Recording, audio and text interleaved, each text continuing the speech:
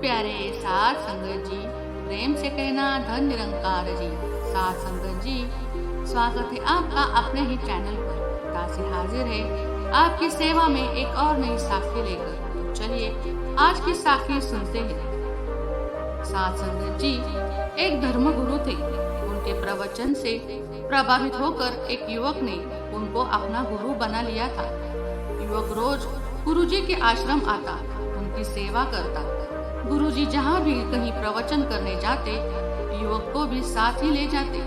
इस प्रकार वो युवक लगभग हर सत्संग और प्रवचन में गुरुजी के साथ ही रहता। गुरुजी को युवक के हाव भाव देखकर कुछ दिन से लग रहा था कि उसका मन कहीं भटक रहा है। एक दिन गुरुजी ने युवक को अपने पास बुलाकर पूछा, क्या बात है, पिछले कुछ दिनों से तुम परेशान हो? युवक ने उत्तर दिया, गुरुजी, मैं पूरे श्रद्धा भाव से आपकी सेवा सत्कार कर रहा हूँ।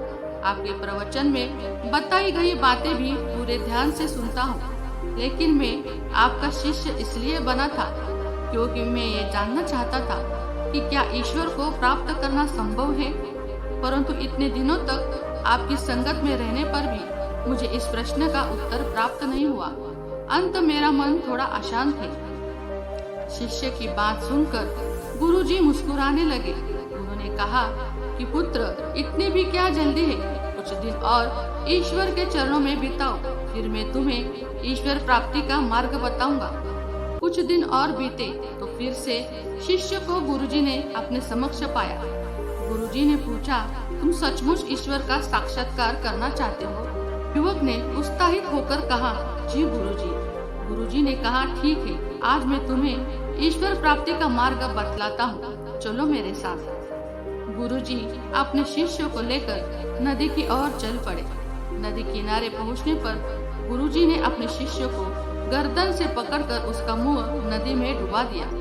गुरुजी के यूं अचानक डुबाने से शिष्य संभल नहीं पाया और पानी से बाहर आने को छटपटाने लगा। कुछ देर युवक को यूं ही डुबाए रखने के बाद गुरुजी ने युवक को छोड़ दिया। युवक ने लंबी सांस ली, फिर गुरुजी की ओर देखकर कहा, आप ये क्या कर रहे थे? गुरुजी ने मुस्कुराकर पूछा, जब तुम पानी में थे तो क्या सोच रहे थे? तुम्हारे मन को उस समय किसकी आस थी? युवक ने कहा, उस समय तो बस एक कतरा सांस लेने के लिए ही मैं मरा जा रहा था। लग रहा था बस एक पल के लिए हवा में मैं सांस ले पाऊं। जब आत्मा को इतनी ही तड़प होती है ईश्वर से मिलने की जितनी तुम्हें डूबते समय हवा की थी, तब आत्मा को परमात्मा के दिव्य दर्शन होते हैं। ईश्वर से मिलने के लिए पहले अपनी आत्मा में वो भूख, वो तड़प पैदा कर लो, तभी ईश्वर को प्राप्त किया जा सकता है। साथ संगत जी, इस साखी से तो हमें यही सीख मिलती है, अगर ईश्वर को प्राप्त करना है तो अपनी आत्मा में उसे पाने की भूख होनी बहुत जरूरी है।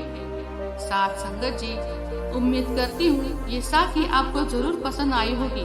ये साखी आपको कैसी लगी कमेंट कर जरूर बताइएगा। वीडियो अच्छी लगी हो तो लाइक शेयर सब्सक्राइब जरूर करें, ताकि मैं ऐसे ही अच्छी साखी आपके लिए ला सकूं। मिलते हैं अगली वीडियो में, तब तक के लिए मेरे प्यारे साथ संगत जी, प्रेम से कहना धन निरंकार।